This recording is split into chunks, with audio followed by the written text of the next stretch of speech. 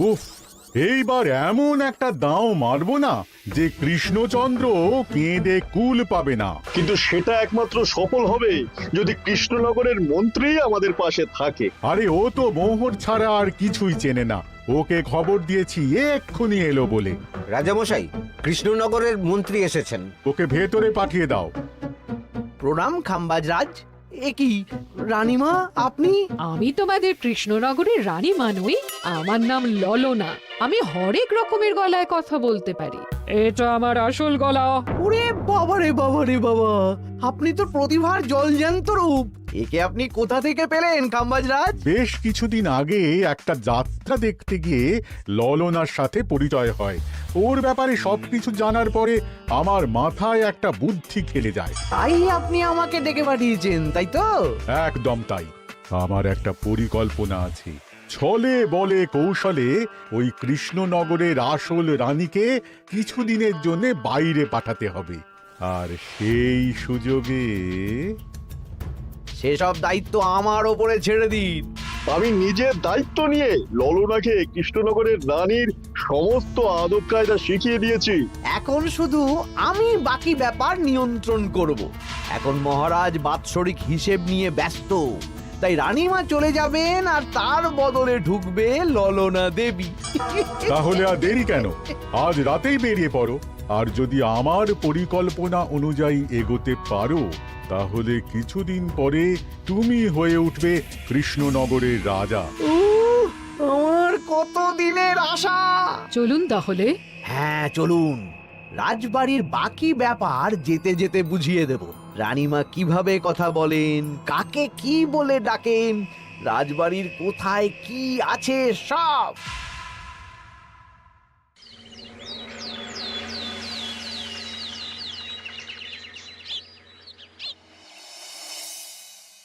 কি গো গিন্নি, জ্বরটা নেমেছে?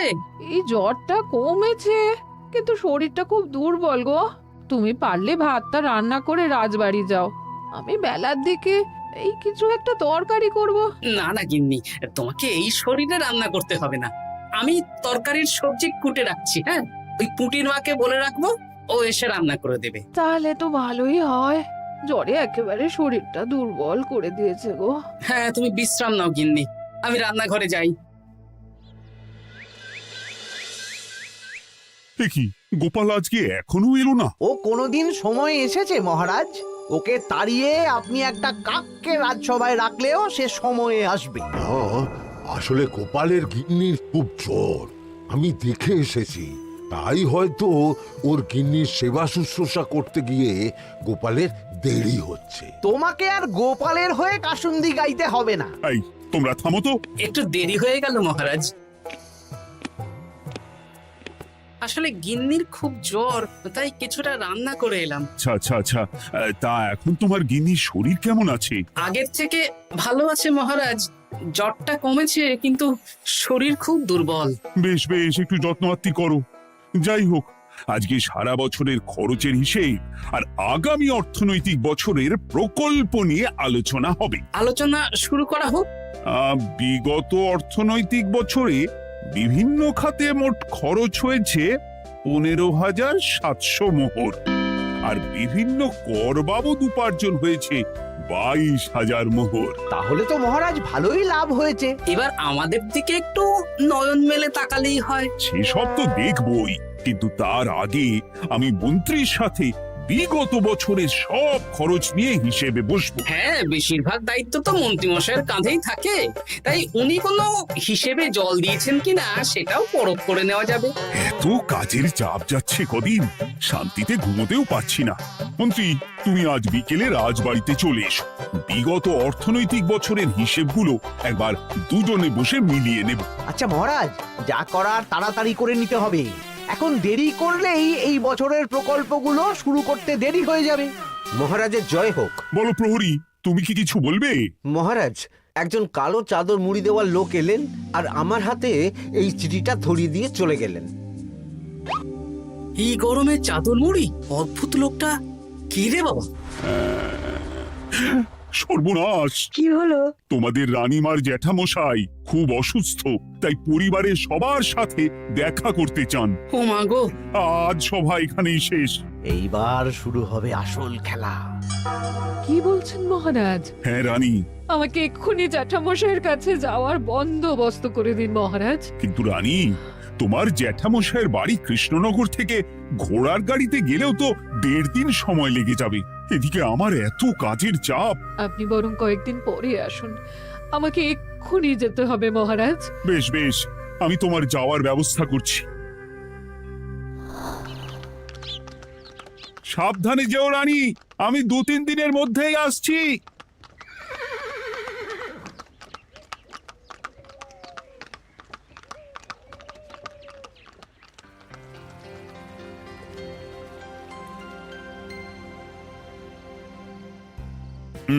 মন্ত্রী, বিগত অর্থনৈতিক বছরে আমাদের পাঠশালার উন্নতির জন্য কত খরচ করা হয়েছিল একটু দেখো তো। সব মিলিয়ে মোট 150 মোহর মহারাজ। কিন্তু আমার এখানে তো 170 মোহর দেখাচ্ছে। 170 মোহর? তা কি করে হয়? একই রানীমা, আপনি ঘোড়ার গাড়ি করে গেলেন আর হেঁটে চলে এলেন। সে আমার ব্যক্তিগত ব্যাপার, তুমি তোমার কাজ করো।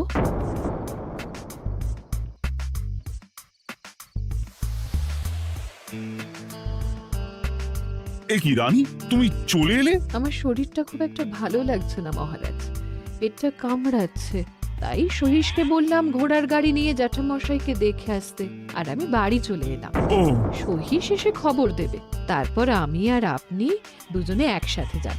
বেশ বেশ, ঠিক আছে রানী, তুমি বিশ্রাম নাও। বিশ্রাম না, আমি একটু স্নান ঘরে যাব, পেটটা কেমন মোচড় দিচ্ছে। মহারাজ কিছুই বুঝতে পারেনি, মজা জমবে।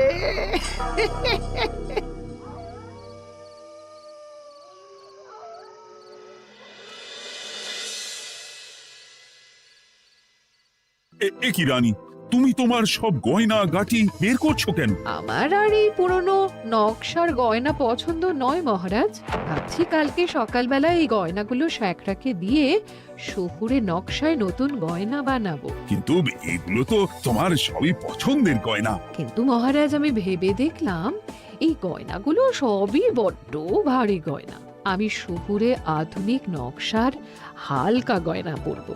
এমনিতে জ্যাঠামশাইয়ের শরীরটা ভালো নেই, মনটাও ভালো নেই, ও, পেটটা কেমন মোচড় দিচ্ছে, আমি আরেকবার স্নান ঘরে যাব।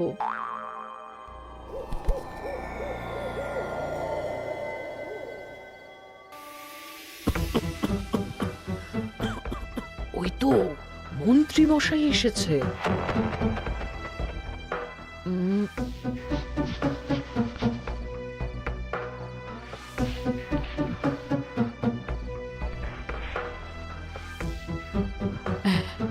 এই রাজ্যে গোপাল আমার শত্রু, কালকে থেকে গোপালকে খাটাবে।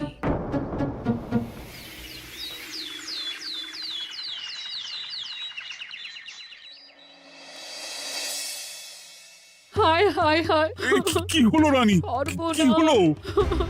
গতকাল রাতে আমার সমস্ত গয়না চুরি হয়ে গেছে। হ্যাঁ? বলো কি? প্রহরী, বলুন মহারাজ। গতকাল রাতে রানীর সব গয়না চুরি হয়ে গেছে। তুমি আরেকজনকে নিয়ে এক্ষুনি খোঁজ করা শুরু করো। যথাজ্ঞা মহারাজ।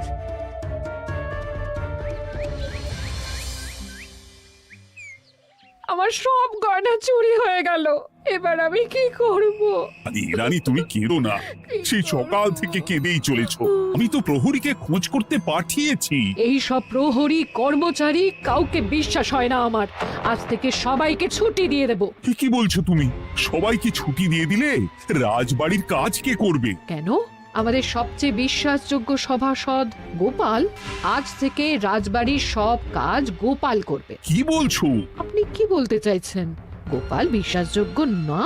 হ্যাঁ, গোপাল আমার সবচেয়ে প্রিয়, ওর চেয়ে বিশ্বাসযোগ্য আর কেউ নেই। কিন্তু কোনো কিন্তু না, বলবেন আপনার আদেশ। এক্ষুনি গোপালকে ডেকে পাঠান। যেমন তোমার ইচ্ছে। গোপাল, গতকাল রাতে রানীর সব গয়না চুরি হয়ে গেছে, তাও আবার ঘরের ভেতর থেকে। আমি চাই তোমার মতো বিশ্বাসযোগ্য লোকই রাজবাড়ির সমস্ত কাজ করুক। মানেটা ঠিক বুঝতে পারলাম না রানীমা। মানে আমি রাজবাড়ির বেশিরভাগ কর্মচারীকে ছুটি দিয়ে দিচ্ছি, তার বদলে রাজবাড়ির কাজ করবে তুমি। কিন্তু কোনো কিন্তু না। রাজসভার ভাড়ামো অনেক হয়েছে, এবার থেকে তোমার কাজ বাসন মাজা, ঘর মোছা, কাপড় কাচা, পুরো রাজবাড়ি ঝাঁট দিয়ে পরিষ্কার করা। এই সেরেছে। যাও, রান্নাঘর থেকে বাসন নিয়ে পুকুর পাড়ে গিয়ে বাসন মাজবে। এ কি গোপাল, রাজসভা থেকে সোজা পুকুর পাড়ে? কি হয়েছে নাকি? খুব হাসি পাচ্ছে না? হাসি তো পাবেই, নতুন রানীমা আসার পরে তোমার এই হাল করে ছেড়ে দিল। নতুন রানীমা? না, আসলে ঘটা বলতে চাইছে রানীমা তোমাকে নতুন চাকরি দিয়ে এই হাল করলো। ও যা হয়েছে ভালো হয়েছে, আমার পেছনে না লেগে নিজের কাজ করুন যান। কোথায় কি বলতে হয় জানিস না নাকি? অভ্যেস নেই তো, তাই মুখ ফসকে বেরিয়ে গেছে।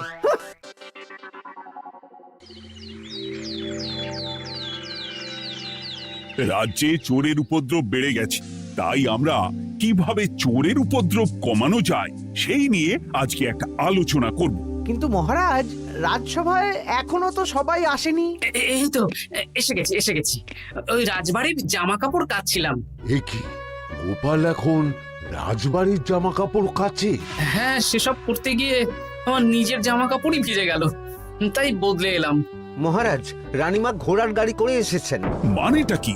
রানী তো রাজবাড়িতেই আছে। হে কি মহারাজ, আমি প্রহরীদের কাছে শুনলাম আমার মতন দেখতে কেউ রাজবাড়িতে উড়ে এসে জুড়ে বসেছে। মানে তুমি তো আগেই চলে এলে। কি কাণ্ড! এই কে? শুনলাম আমার মতন দেখতে কেউ এসেছে। ও আচ্ছা, আপনি। তা কি চাই আপনার?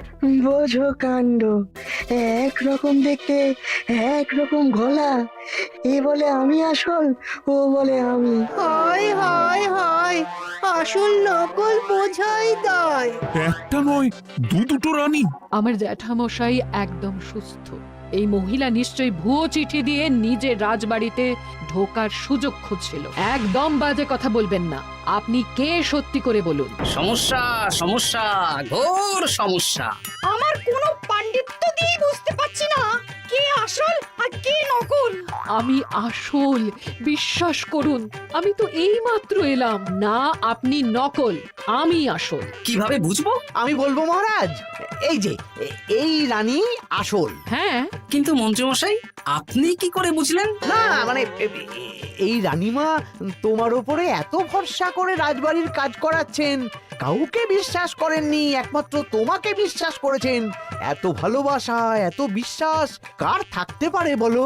মানে গোপাল, তুমি রাজবাড়ির কি কাজ করছো? বাসন মাজা, ঘর মোছা, বাগান পরিষ্কার, অনেক কাজ করছি রানীমা। আপনার সব গয়না চুরি হয়ে গেল, তাই কাউকে বিশ্বাস করা যাবে না বলে ওই রানীমা আমাকে কাজে রাখলেন। এই ওই বন্ধ করে একটা উপায় বের করো। বেশ বেশ, আমি ধরে নিচ্ছি দুজনেই আসল। তাই আপনাদের দুজনকে আমি পরীক্ষা নেব, দেখব কে উত্তীর্ণ হন। তাই নাও। আপনারা দুজনেই তো সেনাপতিকে চেনেন, বলুন তো সেনাপতির আসল নাম কি? সনাতন সেন। আচ্ছা, আপনাদের বাপের বাড়ি কোথায়? বিজয়গড়। দূর গড়গড় করে সবই বলে দিচ্ছে, এভাবে হবে না, অন্য কোনো উপায় ভাবো। বেশ, সেনাপতি তলোয়ার দাও তো। দিচ্ছি। এই নিন, এই তলোয়ার দিয়ে মহারাজকে মেরে ফেলুন। আপনাদের মধ্যে কে মারতে চান বলুন। এসব তুমি কি বলছো গোপাল? মহারাজ আমার পতি পরমেশ্বর, ওনাকে আমি মারতে পারি? আমি স্বপ্নেও ভাবতে পারিনি গোপাল তুমি এই জঘন্য কাজ আমাকে করতে বলবে। আমি নিজের প্রাণের আহুতি দিতে পারি, কিন্তু মহারাজের গায়ে একটা আঁচড়ও দিতে পারবো না। উফ, খাম্বাজরাজ বেছে বেছে এক ধুরন্ধর নারীকে পাঠিয়েছেন, কোনো জবাব নেই। আমি বুঝতে পারছি না মহারাজ, এনাদের হাবভাব, কথাবার্তা, রূপ সবই একরকম। তবে যিনি ঘোড়ার গাড়ি চেপে এখন ফিরলেন, তিনি আসল হলেও হতে পারেন। আমি আসল, বিশ্বাস করুন। বললেই হলো? আসল হলে প্রমাণ করুন। বেশ, আজকে আর মাথায় কিছু আসছে না, আমি কাল আসব। ততক্ষণ আপনারা দুজনে রাজবাড়ির দুটো ঘরে থাকুন। কি ছক মারিতে পড়লাম রে বাবা।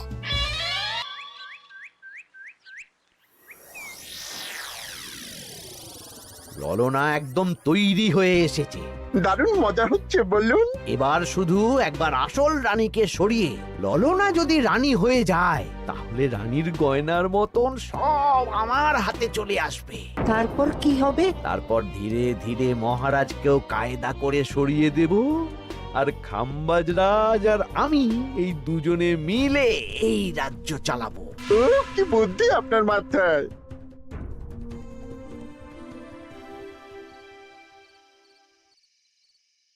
বলছি শোনো না, আমার শাড়িটা একটু ছিঁড়ে গেছে গো। তুমি বাজার থেকে কালকে আমার জন্য একটা শাড়ি নিয়ে আসতে পারবে? হ্যাঁ, আচ্ছা বেশ, নিয়ে আসবো শাড়ি। শাড়ি শাড়ি শাড়ি, এই তো মাথায় বুদ্ধি এসেছে। কাল নয়, আজকেই। গোপাল, তুমি কিছু ভাবতে পারলে? মহারাজ, আপনার দুই রানীকে ডাকুন। আমার তো একটাই রানী। ওই হলো মহারাজ, আসল নকল দুজনকেই ডাকুন। কই গো, একটু বাইরে এসো। বলুন মহারাজ, আপনি ডাকছেন? আচ্ছা, আমি দুটো শাড়ি নিয়ে এসেছি, লাল শাড়ি আর নীল শাড়ি। এই দুটোই মন্ত্রপুত শাড়ি, এক সিদ্ধ পুরুষ দিয়েছেন। কে তিনি? না, সেসব এখন বলা যাবে না, তবে এই শাড়ি দুটো একটা একটা করে ওনাদের দিয়ে দিন। এবার আমি এই শাড়ির বিশেষত্ব বলি। হ্যাঁ বলো গোপাল, বলো। আপনারা দুজনেই আজ রাতে এই শাড়িটা পরবেন, সারা রাত পরে থাকবেন। এই শাড়িগুলো 12 হাত মাপের শাড়ি। আগামীকাল সূর্যোদয় হওয়ার পরে যার শাড়ি 4 হাত কমবে সেই হবে আসল রানী। আচ্ছা বেশ, তাহলে তোমরা দুজনেই এই শাড়ি পরে থাক। কাল সকাল সকাল রাজসভা বসবে, তখন তোমাদের শাড়ি গোপালের কাছে জমা দিও। আচ্ছা। আমি যে নকল সেটা বুঝতে দেওয়া যাবে না। কি করে এই শাড়িটা 4 হাত কেটে ফেলে ওই দুফল কাটার ছড়িয়ে কেটে ফেলো। কালকে আবার মজা হবে।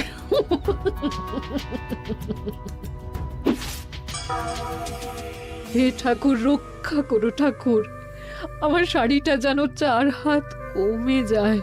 ঠাকুর রক্ষা করো।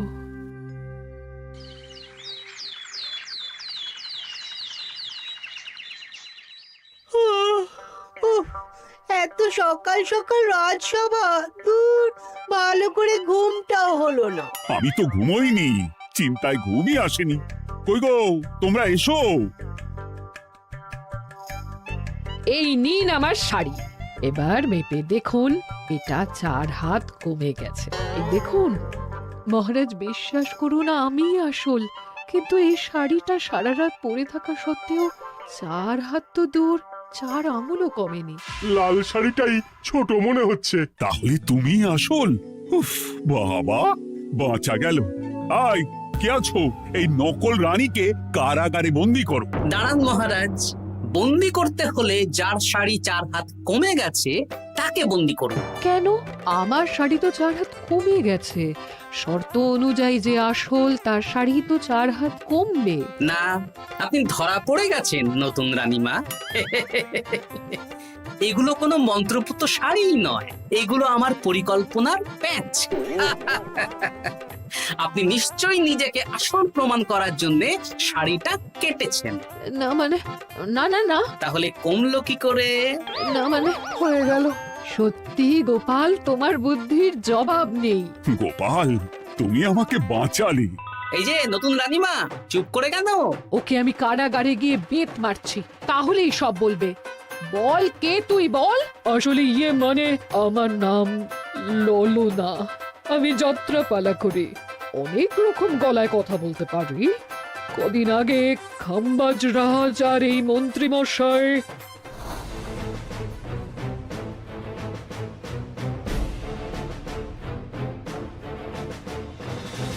বাহ বাহ বাহ বাহ বাহ, এ তো দেখছি ললনার ছলনা।